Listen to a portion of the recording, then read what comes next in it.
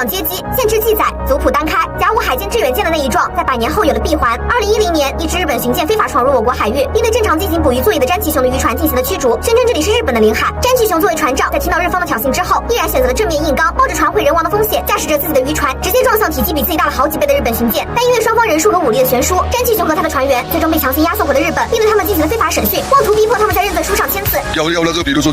要差不多要睡觉了，还有请抢帮的时候。灯光很亮了。但詹其雄始终坚守中国人的傲骨，面对审讯也没有任何的退缩，坚持不认所谓的罪行。今天的中国不是100年的中国了，想侵犯我们的主权是百利说法。最终，在中方的努力下，詹其雄和船员被释放，搭乘中国派出的包机平安返回祖国。中国领土寸土不让，中国人的血性和骄傲一直都在。